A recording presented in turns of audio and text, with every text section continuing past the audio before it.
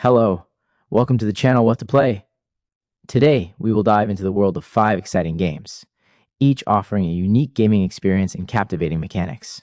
You will get to be a cleaning master in Cashcleanersimulator, build your ideal hotel in Hotel Architect, enjoy fun adventures in Frog Legs, create amazing items as a blacksmith in Blacksmith Master, and use cunning and strategy in the Siege and the Sandfox. There's something for everyone, so get comfortable and let's get started. Cashcleanersimulator is one of those games that attracts with its non-standard concept. Here you are not saving the world or building an empire, but oddly enough, you are engaged in money laundering. Yes, that's right. Your task is to turn dirty money into clean, avoiding the attention of law enforcement agencies and pumping up your underground financial empire. The idea is certainly fresh and interesting, especially for fans of simulators with unusual mechanics. In fact, for the first couple of hours, the game is very exciting. You complete tasks, improve equipment, and expand the scale of your business. The physics of money and its cleaning are really well worked out, the bills behave realistically, the equipment looks detailed, and the process itself requires a certain skill.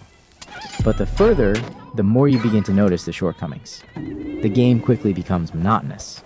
After the 10th task, you understand that the algorithm of actions almost does not change. Receive a batch of dirty money, put it in piles, launder it, pack it, sell it, and repeat.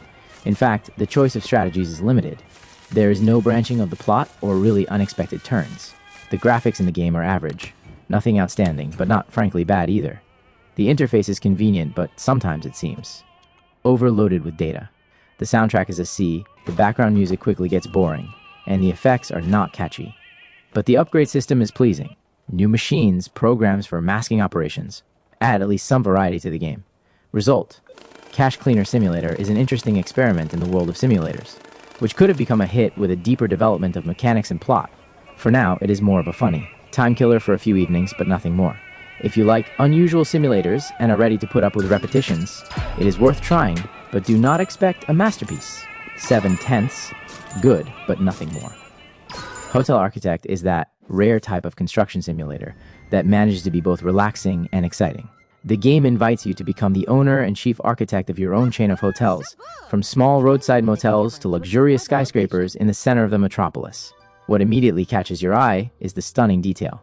You can design literally every square meter of space, from the arrangement of furniture in the rooms to the layout of restaurants and spa areas. The physics of objects are realistic. Try to cram too much furniture into a room, and you will immediately see how guests begin to complain about the cramped space. The gameplay is built around the balance between creativity and business strategy. On the one hand, you can spend hours checking the design of the lobby, choosing the perfect combination of colors and textures. On the other hand, you need to carefully monitor finances, hire staff, purchase products for the restaurant, and analyze guest reviews. The seasonality system is particularly interesting. What worked in the summer may not work at all in the winter, which adds strategic depth. The guest AI is quite advanced. They really do behave differently depending on the type of hotel and their social status. However, there are some downsides. Firstly, the learning curve is quite steep. The first few hours can be overwhelming due to the abundance of menus and options. Secondly, although the game offers a lot of design options, some interior elements look too similar to each other. Thirdly, the task and mission system sometimes feels artificial, as if the developers are trying to add a plot where it is not really needed. Graphically, the game looks great. The interior details and the change of time of day are especially good. The soundtrack is unobtrusive, but creates the right atmosphere.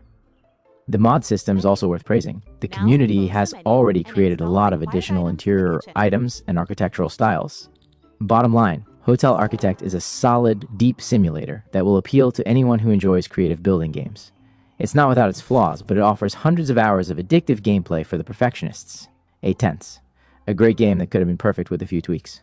Frog Legs.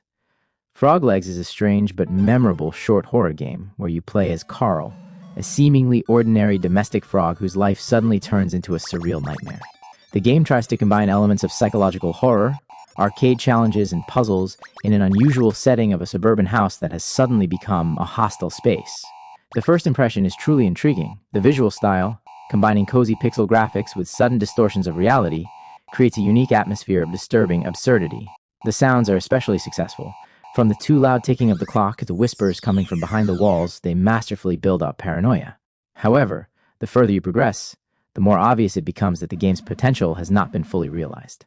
The gameplay is divided into 3 parts.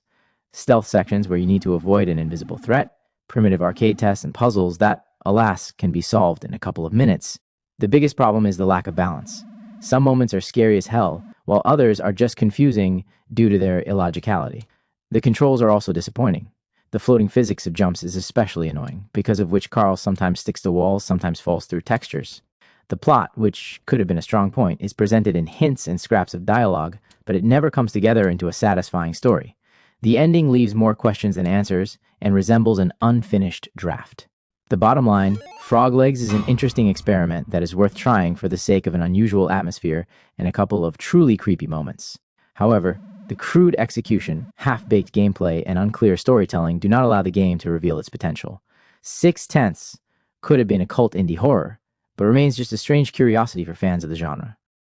Blacksmith Master invites players to immerse themselves in the atmosphere of a medieval forge, where you will have to create weapons, armor, and various tools, gradually turning from a novice apprentice into a real master gunsmith. The game combines elements of a crafting simulator and economic strategy. You need to not only forge products, but also manage resources, study new drawings, trade with customers, and expand your workshop. Let's start with the positive aspects. The physics of forging in the game is implemented quite interestingly. The process of heating the metal, the forging process, animated NPCs, all this adds interactivity to the gameplay. The upgrade system is well thought out. As you develop, you discover new types of metals, complex weapon schemes, and decorative elements, which allows you to create truly unique items. It is especially nice to see how your creations become more detailed and high quality over time. The atmosphere of the forge is conveyed perfectly. The crackling of coals, the ringing of metal create a sense of authenticity. However, the game has several significant drawbacks. Firstly, after a few hours, the gameplay starts to seem monotonous. Despite the variety of items that can be created, the forging process itself does not change dramatically. Secondly, the AI of buyers sometimes behaves strangely. They can refuse clearly high-quality items or offer completely inadequate prices. Thirdly, the order system quickly turns into a routine. You constantly need to complete the same types of tasks to earn reputation and money. The graphics in Blacksmith Master look good, but not perfect. The textures of metal and fire are well designed, but the animation of the characters and some elements of the environment look quite simple. The soundtrack is decent. The sounds of the forge really create the right atmosphere, although the musical accompaniment could be more diverse. Bottom line, Blacksmith Master is a good blacksmith simulator that will appeal to fans of leisurely, meditative gameplay. The game is captivating at first, but over time, a lack of depth and variety begins to be felt. If the developers add more variability to crafting and improve the economic system, the project will be able to fully reveal its potential. For now, it's a solid 7/10. Interesting, but not perfect. The Siege and the Sandfox is that rare game that takes the classic Metroidvania formula and infuses it with such fresh ideas and flawless execution that you want to play it again and again. From the very first minutes, you are immersed in a mysterious world inspired by Middle Eastern mythology, where ancient ruins hide, artifacts of a forgotten civilization, and sandstorms hide the path to secrets that can change the fate of an entire kingdom. You play as an assassin thief who finds himself embroiled in a political conspiracy, and your journey will be filled not only with dizzying platforming sections, but also with difficult moral choices that affect the plot. The gameplay is a perfect balance between exploration, combat, and stealth. Each new ability you gain not only opens up new areas, but changes the approach to the gameplay itself. The dungeon labyrinths are thought out to the smallest detail. There are no random rooms. Every trap, every hidden passage leads to pieces of lore, folding into a fascinating story. The combat system is deeper than it seems at first glance. Simple button presses will not work against stronger opponents. You have to study their attack patterns and use the environment. The visual style of the game is a separate delight. Pixel graphics are animated with cinematic smoothness. Especially impressive are scenes where sandstorms dynamically change the landscape, and the light of torches creates dramatic shadows. The soundtrack perfectly complements the atmosphere, from meditative melodies in the desert to tense rhythms in underground temples. The disadvantages are minimal. Sometimes the camera in narrow corridors does not work perfectly, and some puzzles require too precise timing, which can be annoying. But these little things pale in comparison to the overall impression. Bottom line, The Siege and the Sandfox is a perfect game for fans of this genre and 2D games. Deep storyline, impeccable level design, and a captivating atmosphere, 9/10, a near-perfect game that will be remembered for a long time. Subscribe to the channel and like this video so you don't miss the next reviews.